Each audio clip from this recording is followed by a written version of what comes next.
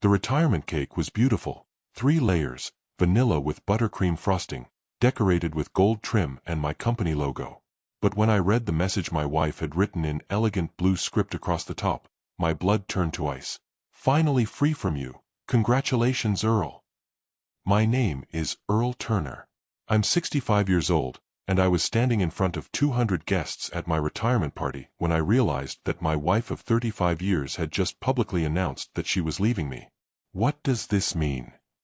I asked my wife Barbara, pointing at the cake message while trying to keep my voice low. Exactly what it says, she replied with a smile that looked sweet to our guests but felt like a knife to my heart. I'm finally free from having to pretend this marriage is working. You're leaving me? Now. At my retirement party. I'm leaving you tomorrow morning. The party seemed like the perfect time to let everyone know. Barbara, what are you talking about? I'm talking about 35 years of being married to a man who cared more about his job than his wife. I'm talking about finally being free to live my own life. I stood there staring at the cake, trying to process what my wife was telling me while 200 of our friends, family members, and colleagues watched and waited for me to cut the first slice. Congratulations on your retirement, Earl, someone shouted from the crowd. Speech. Speech. Others began chanting. But all I could see was that message, finally free from you. All I could think about was that my wife had planned this humiliation for what must have been weeks or months, ordering a custom cake with a message designed to destroy me in front of everyone we knew. As I picked up the knife to cut the cake, my hands were shaking. Not from excitement about retirement, but from the realization that my entire life was about to change in ways I couldn't even comprehend. I was about to discover that Barbara hadn't just decided to leave me on a whim. She'd been planning her escape for over 2 years, and she'd already taken steps that would leave me financially devastated and emotionally destroyed. But I was also about to learn that two could play the game of long-term planning and devastating revenge. Let me take you back to 1988, when I married Barbara Williams and had no idea that I was committing my life to a woman who would spend the next 35 years counting down the days until she could destroy me. I was 28 years old, working as a junior accountant for Piedmont Industries, a mid-sized manufacturing company in Greensboro, North Carolina. I was making $32,000 a year and had just received my CPA certification. My career was on track, and I was ready to start building a life with the right woman. Barbara was 26, working as a legal secretary for a downtown law firm, making $28,000 a year. She was intelligent, beautiful, and seemed to share my values about building a stable, successful life together.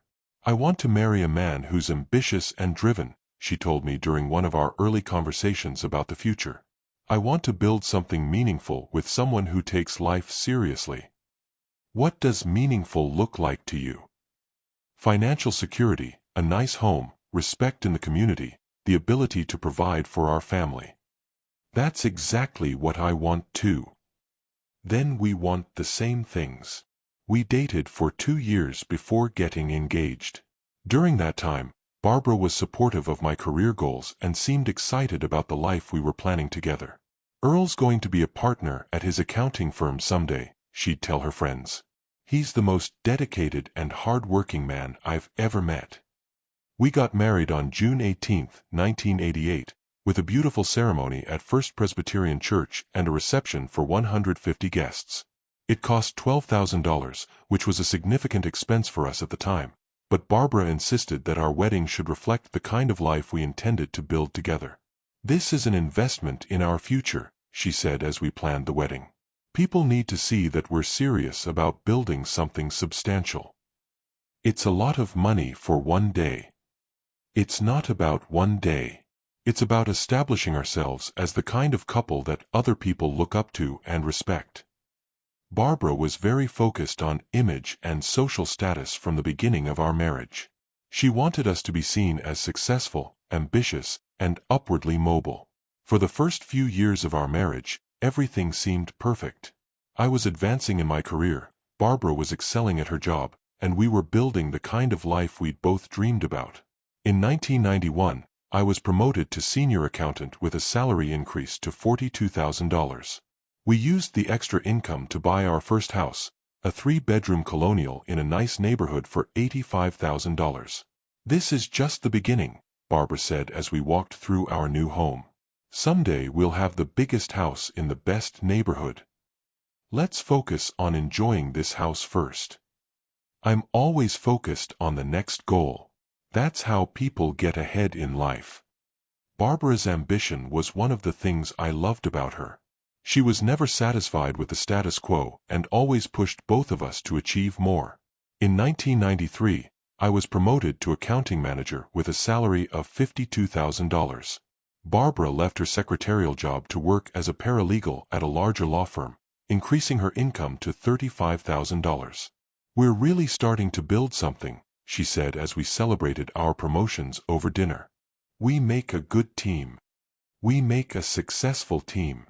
That's even better. By 1995, 7 years into our marriage, I was earning $58,000 as a senior accounting manager, and Barbara was making $38,000 as a senior paralegal. We were financially stable, socially respected, and seemed to have everything we'd wanted when we got married. But around that time, I started noticing subtle changes in Barbara's attitude toward our marriage and our shared goals. She began making comments about the sacrifices she was making for my career advancement. I hope you appreciate how much I've given up to support your ambitions, she said one evening after I'd worked late for the 3rd time that week. What have you given up? My own career goals. My social life. My independence. Your career is advancing too. You're making more money than ever. My career is advancing to support our lifestyle. Your career is advancing because it's your passion. Isn't building our life together your passion? Building our life together has become my full-time job. I didn't understand what Barbara meant at the time, but looking back, I can see that she was beginning to resent the role she'd chosen in our marriage. She was also becoming more interested in what other couples had and how our lifestyle compared to theirs. The Hendersons bought a new BMW, she mentioned after running into neighbors at the grocery store. Good for them. They both work, they don't have children, and they're investing in nice things. Are you saying we should buy a BMW? I'm saying we should think about what we're working toward. We're working toward financial security and a comfortable life. The Hendersons are working toward an exciting life. Do you want an exciting life or a secure life? I want both. Barbara's expectations were beginning to expand beyond what we'd originally planned, and she was starting to see our conservative approach to building wealth as limiting rather than wise. In 1997, I received another promotion to assistant controller with a salary of $68,000. It was a significant advancement that put me on track to eventually become the company's chief financial officer. But instead of celebrating the promotion, Barbara seemed disappointed that it didn't come with more dramatic lifestyle changes. So what changes now that you're assistant controller? She asked. I have more responsibility, more decision-making authority, and better positioning for future advancement. What about more money, more perks, more recognition? The money increase is substantial. The recognition will come with time. When? When I prove myself in this new role. How long will that take? Probably 2 to 3 years before the next promotion opportunity. 2 to 3 years of the same routine while you prove yourself again? 2 to 3 years of building toward the next level. Earl, I'm tired of always building toward the next level. When do we get to enjoy what we've built? Barbara was becoming impatient with the slow, steady approach to career advancement that had served us well so far. She was also becoming more critical of my dedication to work and less supportive of the long hours and focused effort that career advancement required. You work more hours than you spend with me, she complained one evening. I work the hours necessary to advance in my career. You work the hours necessary to avoid dealing with our marriage. Our marriage is fine. Our marriage is convenient for you because it gives you a stable home life while you focus on work. Our marriage is important to me because I love you and want to build a life with you. You love the idea of having a wife. You don't actually engage with the reality of being married. What does that mean? It means you treat me like an employee who manages your personal life while you focus on your professional life. Barbara's criticism stung because there was some truth to it. I was very focused on my career, and I did rely on her to manage most of our domestic responsibilities. But I thought that was the division of labor we'd agreed on when we got married. By 2012, years into our marriage, the dynamic between us had shifted significantly. I was continuing to advance in my career. I'd been promoted to controller with a salary of $78,000, but Barbara was becoming increasingly dissatisfied with our relationship. "Do you ever think about what I want from life?" she asked during one of our increasingly frequent arguments. "Of course I do. What do you want?" "I want to feel like I matter to someone." "You matter to me. I matter to you as a supporting character in your life story." "That's not true. When was the last time you asked me about my dreams, my goals, my desires for our future?" "I ask you about those things all the time. You ask me about my opinion on your goals and your plans. You don't ask me about my independent aspirations." "What are your independent aspirations?" "I want to travel. I want to go back to school. I want to start my own business. I want to feel like I'm living my own life instead of just supporting yours." "Why haven't you told me about these things before?" "Because you've never created space in our conversations for anything that doesn't directly relate to your career advancement." Barbara was right. I had been very focused on my professional goals, and I hadn't been as attentive to her personal aspirations as I should have been. But instead of addressing the problem directly, we both continued with our established patterns while the resentment between us grew. In 2003, I was promoted to Chief Financial Officer with a salary of $95,000. It was the culmination of 15 years of steady advancement and positioned me as one of the most senior executives at Piedmont Industries. Barbara's reaction to the promotion was surprisingly negative. "So now you're CFO," she said when I told her about the promotion.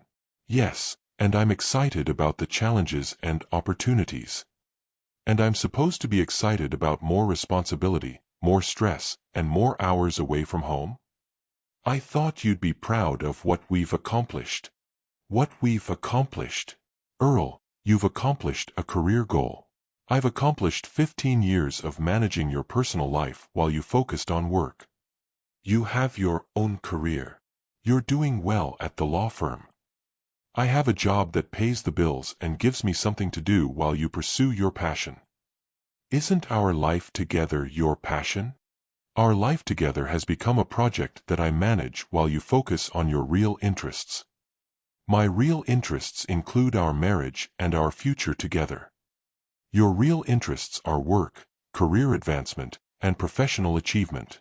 Everything else is secondary." The promotion to CFO marked the beginning of a more serious decline in our marriage. Barbara became more openly resentful of my work commitments and less interested in maintaining the partnership we'd built. She also started talking about what she would do if she were single, or if she had her life to live over again. "If I were single, I'd travel to Europe for a month," she'd say. "If I had my life to live over again, I'd go to law school instead of getting married so young. If I were single, I'd buy a condo downtown and live in the city instead of the suburbs." These comments seemed harmless at the time, but looking back, I can see that Barbara was beginning to fantasize about a life without me. By 2005, 17 years into our marriage, our relationship had become polite but distant. We functioned well as a household management team, but we'd lost the emotional intimacy and shared excitement about the future that had characterized our early years together. "Do you think we're happy?" Barbara asked me one evening as we were watching television. "I think we're content. We've built a good life together." Content isn't the same as happy. "What would make you happy?" "I don't know anymore. I've spent so many years focused on what would make us successful that I've lost track of what would make me happy." "Maybe we should take a vacation. See if we can reconnect." "A vacation won't fix the fundamental problems in our relationship." "What are the fundamental problems?" "We want different things from life, and we've grown into different people than we were when we got married. People change. That's normal in a long marriage. People change, but they should change together. We've changed in directions that have made us less compatible, not more compatible. Barbara was identifying real problems in our marriage, but instead of working together to address them, we continued to drift apart while maintaining the appearance of a successful partnership. In 2007, I received another significant promotion to Vice President of Finance with a salary of $115,000. It was recognition of my 19 years of service to the company and positioned me for potential future executive roles. But Barbara's reaction to the promotion was the most negative yet. Another promotion, another increase in responsibility, another reason for you to spend even more time at work, she said. This promotion comes with more flexibility and decision-making authority. I'll actually have more control over my schedule. You'll have more control over your schedule, which you'll use to take on more projects and more responsibility. I'll use it to find better balance between work and personal life. Earl, you've been saying you'll find better balance for 10 years. It never happens because work will always be your priority. Work isn't my priority. Providing for our future is my priority. Providing for our future has become an excuse for avoiding our present. What do you want me to do? Turn down promotions? Stop advancing in my career. I want you to acknowledge that your career advancement has come at the expense of our relationship. My career advancement has benefited both of us. Your career advancement has benefited you professionally and me financially. It hasn't benefited us relationally. Barbara was making valid points about the costs of my career focus, but I was defensive because I felt like I was working hard to build the life we'd both wanted when we got married. By 2010, 22 years into our marriage, we were living essentially separate lives while sharing the same house. Barbara had developed her own interests, friendships, and routines that didn't include me, and I was spending most of my time focused on work and professional responsibilities. We're like roommates who share expenses, Barbara said during one of our increasingly rare conversations about our relationship. We're partners who've developed different interests but still care about each other. Do we still care about each other, or do we just care about maintaining the lifestyle that requires two incomes? I care about you. You care about the idea of me and the role I play in your life. I'm not sure you care about me as an individual person with my own needs and desires. That's not fair. It's completely fair. When was the last time you asked me about something that mattered to me personally? I couldn't answer the question because I couldn't remember. Barbara was right that I'd become focused on my own goals and responsibilities to the point where I wasn't paying attention to her as an individual person. But instead of having honest conversations about how to reconnect, we both continued with our separate routines while the distance between us grew. In 2012, I was promoted to Senior Vice President with a salary of $135,000. I was now one of the top 3 executives at Piedmont Industries and was being considered for the CEO position when the current CEO retired. Another promotion, Barbara said when I told her the news. The last major promotion before potential CEO. And then what? And then we'll have achieved everything we set out to achieve when we got married. You'll have achieved everything you set out to achieve. I'll have spent 24 years supporting your achievements. And you'll have benefited from those achievements. I'll have benefited financially from your achievements. I won't have achieved anything meaningful for myself. What do you want to achieve? I want to feel like I've lived my own life instead of just supporting someone else's life. You have lived your own life. I've lived the life of a supporting character in your story. Barbara's resentment had grown to the point where she saw our entire marriage as a sacrifice she'd made for my benefit, rather than a partnership that had benefited both of us. And I was so focused on my professional goals that I wasn't taking her concerns seriously enough to address them before they became insurmountable. In 2015, I was offered the position of CEO of Piedmont Industries with a salary of $180,000. It was the culmination of 27 years of work and the achievement of the highest professional goal I'd ever set for myself. Barbara's reaction to the CEO offer was devastating. "Congratulations," she said flatly when I told her about the offer. "Aren't you excited? This is what we've been working toward for almost 30 years. This is what you've been working toward. I've been along for the ride. We've built this success together. You've built this success. I've managed your personal life while you built this success. Do you want me to turn down the CEO position? I want you to acknowledge that accepting the CEO position will be the final confirmation that your career is more important to you than our marriage." "That's not true." "It's completely true. You've chosen career advancement over marriage improvement at every decision point for the past 27 years. I've chosen career advancement to benefit our marriage and our future. You've chosen career advancement because it's what matters most to you. I accepted the CEO position because I felt like I couldn't turn down the opportunity I'd been working toward my entire career. But accepting the position marked the end of any pretense that Barbara and I were still working together toward shared goals. From 2015 to 2020, during my 5 years as CEO, our marriage became purely functional. We attended social events together, maintained our household, and presented a united front in public, but we had very little personal connection or intimate conversation. Barbara developed an active social life that didn't include me. She traveled with friends, took classes, and pursued interests that she never discussed with me. I was consumed with the responsibilities of being CEO, and felt like I was finally achieving the success that would justify all the sacrifices we'd made over the years. But Barbara saw my success as confirmation that she'd been right about my priorities, and she stopped making any effort to be part of my professional life or to include me in her personal interests. "We're like business partners managing a household," she said during one of our few conversations about our relationship during this period. "We're a married couple with different interests and busy schedules. We're strangers who share expenses and occasionally attend the same social events. We're not strangers." When was the last time we had a conversation about anything other than schedules, household management, or social obligations? I couldn't answer because she was right. By 2020, 32 years into our marriage, we were living completely separate lives.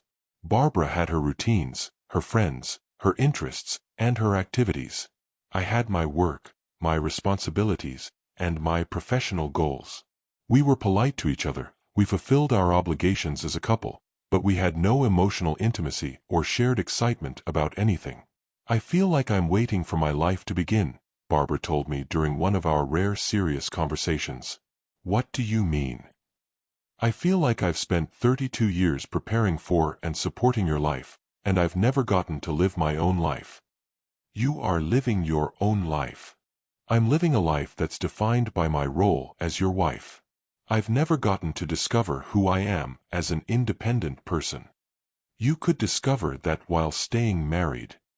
"I could discover that more authentically if I weren't married." "Are you saying you want a divorce?"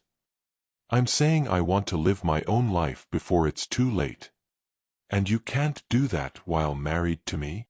"I can't do that while managing the life of someone whose priorities and interests are completely different from mine." Barbara was clearly thinking about ending our marriage, but I still didn't take the possibility seriously enough to address it directly. I thought she was just going through a phase of dissatisfaction that would pass once she found new interests or activities that fulfilled her.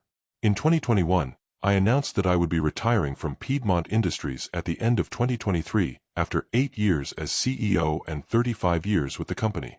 "So you're finally going to retire," Barbara said when I told her about my decision.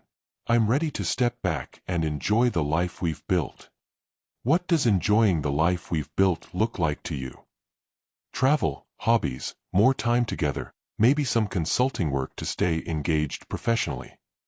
"More time together doing what?" "Whatever we want to do. We'll finally have the freedom to pursue our interests without the constraints of work schedules." "Our interests?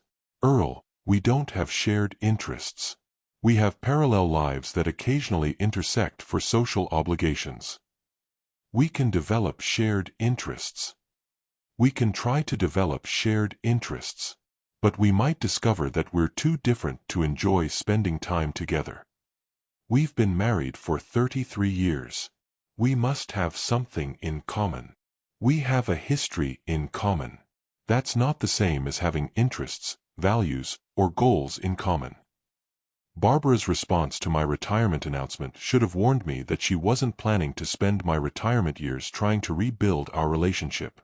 But I was focused on the logistics of transitioning out of my CEO role and planning for the retirement lifestyle I'd been looking forward to for years.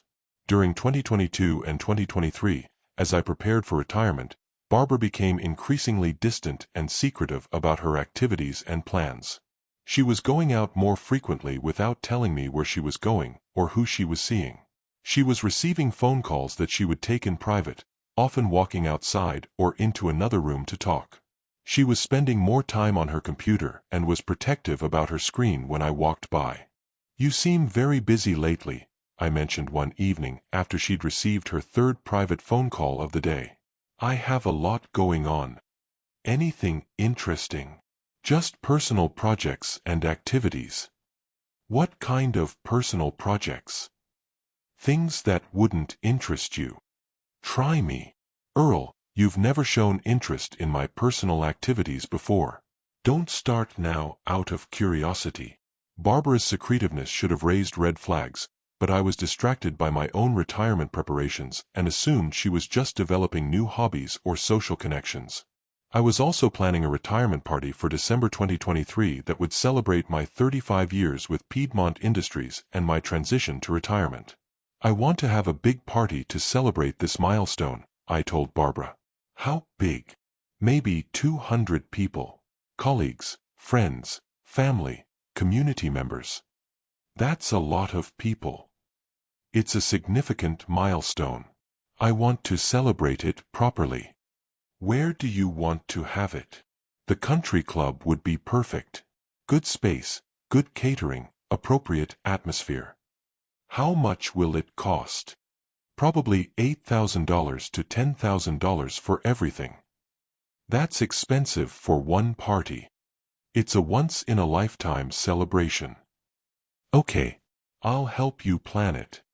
Barbara agreed to help plan the retirement party, and she seemed more engaged in the process than she'd been in any of our shared activities for years. She took charge of organizing the catering, the decorations, the invitations, and all the logistical details. "You're really going all out on this party," I said as I watched her work on the planning. "If we're going to do it, we should do it right. I appreciate you taking care of all the details. It's important to me that this party reflects well on both of us." "Why is that important to you now?" "Because this is a significant moment in our lives, and I want people to remember it." Barbara was more invested in the retirement party planning than she'd been in anything related to our shared life for years, which should have made me suspicious about her motivations. But I was grateful for her engagement and excited about celebrating my career achievements with our friends and family. The retirement party was scheduled for December 15, 2023, at the Greensboro Country Club. Barbara had organized everything perfectly: catering for 200 guests, elegant decorations, a photographer, and a beautiful custom cake. "The cake is going to be the centerpiece of the celebration," she told me a few days before the party. "What does it look like?" "It's a surprise. But I think you'll find the message very meaningful." "What kind of message?" "Something that captures how I feel about this moment in our lives." "I'm looking forward to seeing it. I think it will be memorable." On the evening of December 15, 2023, 200 guests gathered at the country club to celebrate my retirement. Colleagues from Piedmont Industries, friends from our neighborhood and social circle, family members, and community leaders all came to mark the end of my 35-year career. The party was elegant and well organized. Barbara had done an outstanding job with every detail, from the decorations to the catering to the program of speakers. "Barbara outdid herself on this party," several guests commented. "You're lucky to have such a supportive wife," others said. "This is a beautiful celebration of your career and your marriage," my former colleagues told me. I felt proud and grateful as I looked around the room at all the people who had come to celebrate this milestone with me. The culminating moment was supposed to be the cake-cutting ceremony, when Barbara would present the custom cake she'd ordered for the occasion. "Ladies and gentlemen," the party host announced, "it's time for Earl to see his retirement cake and cut the first slice." Barbara wheeled out a beautiful 3-layer cake, decorated with gold trim and my company logo. It was exactly what I'd expected for a retirement celebration. But when I read the message written across the top of the cake, my world collapsed. "Finally free from you. Congratulations, Earl." I stared at the message, trying to process what I was seeing. Around me, 200 guests were waiting for my reaction to the cake. Some of them were beginning to read the message and look confused. Others were still smiling and waiting for me to express appreciation for Barbara's thoughtfulness. "What does this mean?" I asked Barbara quietly, hoping that somehow I was misunderstanding the message. "Exactly what it says," she replied loud enough for nearby guests to hear. "I'm finally free from having to pretend this marriage is working." A murmur went through the crowd as people began to understand what was happening. "You're leaving me? Here? At my retirement party? I'm announcing my retirement from this marriage. In front of 200 people? In front of everyone who's been watching us pretend to be a happy couple for years." I looked around the room and saw confusion, embarrassment, and pity on the faces of our guests. Some people were beginning to quietly move toward the exit. "Barbara, we need to talk about this privately. We've had 35 years to talk about this privately. Tonight is about public honesty." "Public honesty about what?" "About the fact that our marriage has been over for years, and I'm finally ready to admit it." I picked up the knife to cut the cake, my hands shaking from shock and humiliation. As I cut the first slice, revealing the message to everyone in the room, I realized that this wasn't an impulsive decision by Barbara. This was a carefully planned public humiliation that she'd been organizing for weeks or months. The retirement party that I'd thought was a celebration of my career achievements was actually Barbara's farewell performance as my wife. And I was about to discover that the cake message was just the beginning of the devastation she'd planned for my retirement. The next morning, Barbara was gone. I woke up to an empty house and a note on the kitchen table. "Earl, by the time you read this, I'll be moved out and the divorce papers will be filed. My attorney will contact you next week. Barbara." I walked through our house, trying to understand what had happened. Barbara had taken her clothes, her personal belongings, and several pieces of furniture that I hadn't noticed were missing during the party. She'd clearly been planning this departure for weeks or months, moving things out gradually so that I wouldn't notice. But the missing furniture was the least of my problems. When I checked our bank accounts that morning, I discovered that Barbara had systematically emptied our savings, our investment accounts, and even my retirement funds. Our joint savings account, which had contained $125,000, was down to $2,500. Our investment account, which had contained $180,000, was completely empty. My 401k account, which had contained $420,000, had been liquidated except for $15,000 that required my signature to access. In total, Barbara had taken over $700,000 from our joint accounts, leaving me with less than $20,000 after 35 years of marriage and careful financial planning. I immediately called my bank to report the unauthorized withdrawals. "Mr. Turner, I'm showing that all these transactions were authorized by both account holders," the bank representative told me. "That's impossible. I never authorized any large withdrawals. I'm looking at the signatures on file, and they match both your signature and Mrs. Turner's signature." "Mrs. Turner forged my signature?" "The signatures appear to be authentic. Do you want to file a fraud report?" "Yes, I want to file a fraud report." "You'll need to speak with the fraud department and potentially with law enforcement about forgery charges." I spent the next several hours on the phone with banks, investment companies, and my 401k administrator, trying to understand how Barbara had gained access to accounts that should have required both of our signatures. What I discovered was that Barbara had been forging my signature on financial documents for at least 6 months, gradually moving money out of our joint accounts and into accounts that only she could access. She'd also been intercepting financial statements and correspondence so that I wouldn't notice the transfers until it was too late to stop them. On Monday morning, I received a call from Barbara's attorney. "Mr. Turner, this is Janet Morrison, representing Barbara Turner in your divorce proceedings." Barbara filed for divorce? Mrs. Turner filed for divorce on Friday afternoon. You should receive the papers today or tomorrow. Friday afternoon? Before my retirement party. Mrs. Turner wanted to ensure that the legal process was initiated before the weekend.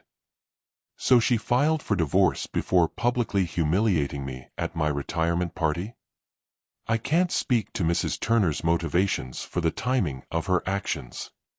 What are the terms of the divorce filing? Mrs. Turner is seeking an equitable division of marital assets, spousal support, and attorney's fees. She's seeking spousal support after stealing $700,000 from our joint accounts? I'm not aware of any theft allegations. Mrs. Turner accessed funds from joint accounts that she was legally authorized to access. She forged my signature on withdrawal documents. Do you have evidence of forgery? I'm working with the banks to investigate the signatures. Until you can prove forgery, Mrs. Turner's access to joint funds was legal. What about the retirement money she took? Retirement funds accumulated during marriage are considered marital property subject to division in divorce proceedings. Even if one spouse takes all the money without the other spouse's knowledge? The method of division is less important than the principle that both spouses have rights to marital assets. Barbara's attorney was essentially telling me that even though Barbara had stolen our money through forgery and deception, she would be protected by divorce laws that gave her rights to marital property. That afternoon, I received the divorce papers by certified mail. Barbara was seeking 50% of all marital assets, $3,000 per month in spousal support for 5 years, and $25,000 in attorney's fees. But according to the financial disclosure in the divorce filing, our total marital assets were listed as only $45,000, the amount remaining in our accounts after Barbara had emptied them. She was asking for half of $45,000 while she'd already taken $700,000 without my knowledge or consent. The divorce papers also included a restraining order that prevented me from contacting Barbara directly or interfering with her access to any remaining marital property. I was prohibited from approaching her, calling her, or attempting to retrieve any of the money she'd taken from our accounts. I immediately contacted a divorce attorney to understand my legal options. "Mr. Turner, this is a complex situation involving potential fraud, forgery, and asset concealment," Attorney Richard Hayes told me during our consultation. "Can we get the money back?" "That depends on whether we can prove that Mrs. Turner committed fraud or forgery in accessing the funds. The bank signatures don't match my actual signature. We'll need a handwriting expert to analyze the signatures and provide evidence that could be used in court." "How long will that take?" "Several months, possibly longer if Mrs. Turner contests the analysis." "What happens to the money while we're investigating?" "Mrs. Turner maintains control of any funds she's moved to accounts in her name unless we can get a court order to freeze those accounts." "Can we get a court order?" "We can try, but we'll need strong evidence of fraud to convince a judge to freeze assets that appear to have been legally accessed from joint accounts." "What about the divorce proceedings?" "The divorce will proceed on a separate track unless we can prove that Mrs. Turner concealed assets or committed fraud in preparation for the divorce." "So she can divorce me and keep the money she stole unless I can prove she committed crimes?" "Unfortunately, that's essentially correct. The burden of proof is on you to demonstrate that her actions were fraudulent rather than legitimate exercises of her rights to marital property." I was facing the possibility that Barbara would successfully steal our life savings and then divorce me while claiming spousal support and attorney's fees. Over the next several weeks, I hired a private investigator to track Barbara's activities and financial movements, a handwriting expert to analyze the forged signatures, and a forensic accountant to trace the missing funds. What they discovered was that Barbara had been planning her escape for over 2 years. The private investigator found that Barbara had been renting a furnished apartment in Charlotte since January 2023, using it as a base for her new life while maintaining the appearance of our marriage. She'd been gradually moving personal belongings and valuable items to the apartment throughout 2023, which explained why I hadn't noticed more dramatic changes in our house. She'd also been meeting regularly with a divorce attorney since early 2023, developing a strategy for maximizing her financial settlement while minimizing my ability to challenge her actions. The handwriting expert confirmed that multiple signatures on bank documents were forgeries, providing evidence that Barbara had committed fraud in accessing our joint accounts. The forensic accountant traced the missing funds to multiple accounts that Barbara had opened in her name only, using the money to purchase investments, real estate, and other assets that would be difficult to recover. Mrs. Turner has been very sophisticated in her asset concealment strategy, the forensic accountant reported. She's moved money through multiple accounts, purchased assets in her name only, and created financial structures that will be difficult to unwind. Can we trace all the money? We can trace most of it, but recovering it will depend on your ability to prove fraud and get court orders to freeze and recover the assets. How much did she take total? Based on our analysis, Mrs. Turner moved approximately $735,000 out of your joint accounts over an 8-month period. And how much of that can we potentially recover? That depends on the court's ruling on the fraud allegations and the specific assets she purchased with the funds. Armed with evidence of Barbara's fraud and asset concealment, my attorney filed motions to freeze her assets, hold her in contempt of court for violating disclosure requirements, and seek criminal prosecution for forgery and theft. But Barbara's attorney responded with counter-motions claiming that I was harassing her client and attempting to deny her legitimate rights to marital property. Mrs. Turner was protecting her financial interests in anticipation of divorce, her attorney argued. Mr. Turner's allegations of fraud are an attempt to deny his wife her fair share of assets accumulated during their marriage. Mrs. Turner forged her husband's signature and concealed assets, my attorney replied. These are criminal acts that should void any claim she has to the stolen funds. Mrs. Turner accessed joint accounts that she was legally authorized to access, Barbara's attorney countered. The timing and method of access don't constitute criminal behavior. The legal battle over the stolen money consumed the next 8 months of my life and cost me over $50,000 in attorney's fees, investigation costs, and expert witness fees. But in August 2024, I received the news that made all the effort worthwhile. Mr. Turner, the court has ruled in our favor on the fraud allegations, my attorney told me. The judge has ordered Mrs. Turner to return all funds that were fraudulently obtained and has denied her claims for spousal support and attorney's fees. She has to return all the money? She has to return all funds that can be traced to fraudulent transactions, which is approximately $680,000 of the $735,000 she took.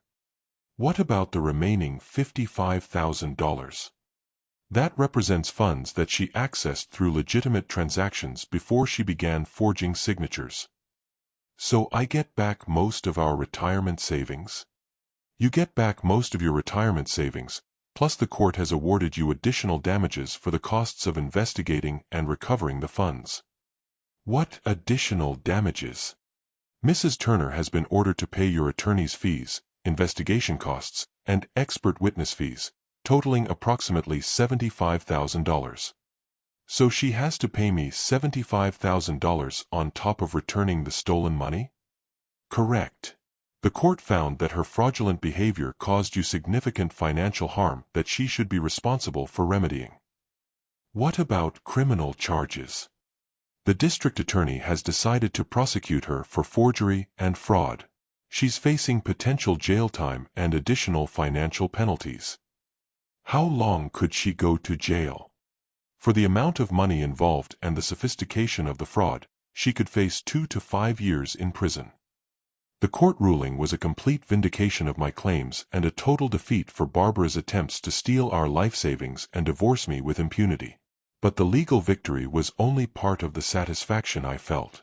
The other part was the knowledge that Barbara's elaborate plan to humiliate me and steal our money had backfired spectacularly. In October 2024, Barbara pled guilty to fraud and forgery charges and was sentenced to 3 years in prison with the possibility of parole after 18 months. She was also ordered to pay an additional $50,000 in restitution and court costs. Mrs. Turner engaged in a sophisticated and premeditated scheme to defraud her husband and steal marital assets, the judge said during sentencing. This type of financial abuse in the context of divorce proceedings undermines the integrity of the legal system and causes severe harm to victims. The defendant's actions were particularly egregious because they were planned over a long period of time and executed in a way designed to maximize harm to the victim while concealing the perpetrator's criminal behavior. A sentence of incarceration is necessary to reflect the seriousness of these crimes and to deter others from engaging in similar behavior. Barbara was taken into custody immediately after sentencing.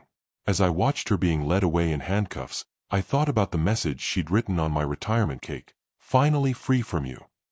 The irony was that she was the one who ended up imprisoned, while I was finally free from her deception and manipulation. 6 months after Barbara's sentencing, I reflected on the events that had destroyed our 35-year marriage and led to her incarceration. Barbara had spent over 2 years planning to humiliate me publicly and steal our life savings as revenge for what she perceived as 35 years of neglect and emotional abandonment. In her mind, I had prioritized my career over our marriage, and she deserved compensation for the sacrifices she'd made to support my professional success. But instead of addressing our marital problems honestly or seeking divorce through legitimate means, she chose deception, fraud, and public humiliation as her methods of revenge. The retirement party cake was designed to be the culminating moment of her revenge, a public announcement that she was leaving me, delivered in the most humiliating way possible in front of everyone we knew. But Barbara had underestimated my willingness to fight back and my ability to uncover her crimes. She'd also overestimated her own cleverness and the sophistication of her fraud scheme. The evidence of her forgery and asset concealment was extensive and undeniable, and her attempts to claim legal justification for her actions were unsuccessful. In trying to destroy me financially and emotionally, Barbara had destroyed her own life and freedom. A year after my retirement party, I was living a very different life than I'd expected when I planned to retire. Instead of traveling and relaxing with my wife of 35 years, I was rebuilding my life as a single man with a substantial legal victory and recovered assets. The stolen money had been returned with interest, my legal costs had been reimbursed, and I had additional damages that more than compensated for the stress and disruption of fighting the fraud charges. More importantly, I was free from a marriage that had been built on resentment and deception for many years. "Do you regret the marriage?" asked my friend Tom during one of our golf games. "I regret the way it ended, but I don't regret the marriage itself." Even after everything Barbara did, Barbara and I had many good years together, and we accomplished a lot as a team. The problems developed gradually, and we both contributed to them. But she stole your money and tried to humiliate you publicly. She did, and she paid a severe price for those choices. But I also wasn't as attentive to our relationship as I should have been. That doesn't justify fraud and theft. No, it doesn't. But it helps me understand how we got to that point. What would you do differently if you could do it over again? I would pay more attention to my wife's needs and concerns before they turned into resentment. I would prioritize our relationship more highly relative to my career advancement. And if that didn't prevent the problems, then I would address them honestly through counseling or legitimate divorce proceedings, not through deception and revenge. I'd learned that successful marriages require ongoing attention and investment from both partners, and that neglecting a relationship can lead to devastating consequences even in partnerships that appear stable and successful. But I'd also learned that betrayal and revenge create more problems than they solve, and that honesty and legal processes are better ways to handle marital conflicts than fraud and public humiliation. 2 years after my retirement party, I started dating again. "How do you trust someone after being betrayed so thoroughly?" asked Linda, a woman I'd been seeing for several months. "Very carefully," I told her. "But I also know what signs to watch for now." "What signs?" "Secretiveness about activities or finances, resentment that isn't addressed directly, gradual withdrawal from the relationship, planning that doesn't include me." What if someone had legitimate concerns about the relationship? I'd want them to discuss those concerns with me directly so we could work on them together. What if they thought you wouldn't listen or wouldn't change? Then we'd need counseling or mediation to help us communicate better. And if that didn't work, then we'd need to decide honestly whether the relationship could continue, not plan elaborate revenge schemes. What about your own behavior? What would you do differently in a new relationship? I'd pay more attention to my partner's individual needs and goals, not just our shared goals. I'd ask more questions about what matters to them personally. What else? I'd make sure that relationship maintenance is as much of a priority as career advancement or financial success. And if work demands conflicted with relationship needs? I'd discuss the conflict openly and find compromises that work for both of us, not just assume that career success automatically benefits the relationship.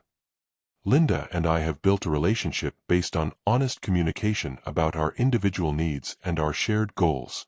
It's a healthier dynamic than I had with Barbara, because we discuss problems directly instead of letting resentment build up over years.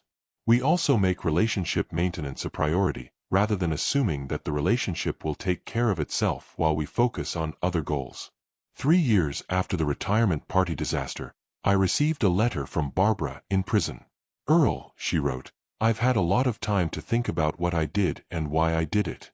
I want you to know that I'm sorry for the pain I caused you and the way I chose to handle my unhappiness with our marriage. I was angry about feeling ignored and unappreciated for so many years, and I convinced myself that you deserved to be punished for prioritizing your career over our relationship. But my anger doesn't justify the fraud, the theft, or the public humiliation.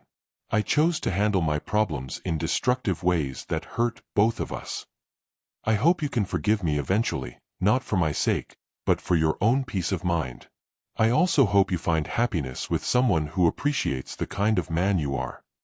I don't expect you to respond to this letter, but I wanted you to know that I take full responsibility for my actions and that I'm genuinely sorry for the harm I caused. The letter was the first time Barbara had taken full responsibility for her actions without trying to justify them by blaming me for neglecting our marriage. It was also the first time she'd acknowledged that her methods of revenge had been destructive rather than justified. I didn't respond to the letter, but reading it did provide some closure and peace of mind. Barbara had finally admitted the truth about her actions, and she was serving the consequences of her choices. My name is Earl Turner. I'm 68 years old, and 3 years ago my wife of 35 years publicly humiliated me at my retirement party with a cake that said, "Finally free from you," while revealing that she'd stolen $735,000 from our joint accounts. Barbara had spent over 2 years planning her elaborate revenge for what she perceived as decades of emotional neglect and career prioritization that came at the expense of our marriage. She convinced herself that I deserved to be punished financially and publicly for being an inattentive husband who cared more about professional success than marital happiness. But her attempts to destroy me financially and emotionally backfired when I discovered her fraud and fought back through the legal system. Barbara ended up serving 3 years in prison for forgery and fraud, while I recovered our stolen money plus damages and legal costs. The retirement party that was supposed to be my public humiliation became the beginning of Barbara's downfall and my legal vindication. I learned that long-term marital resentment can lead to devastating betrayal, but that deception and revenge create more problems than they solve. I also learned that inattentiveness to a partner's needs can contribute to relationship problems, but that doesn't justify criminal behavior or public humiliation as methods of addressing those problems. Barbara's message on the retirement cake was, "Finally free from you," but she was the one who ended up imprisoned while I became free from her deception and manipulation. Sometimes the person planning your destruction ends up destroying themselves instead. But the real lesson is that marriages require ongoing attention and honest communication to prevent resentment from building into revenge. Look at your screen right now. You'll see 2 more stories waiting for you. Both from men like me who discovered the truth too late, but not too late to fight back. Click on whichever one speaks to you. And hit that notification bell if you want to join our brotherhood of men who refuse to be played for fools. Until next time, remember, the truth always comes out, and when it does, be ready.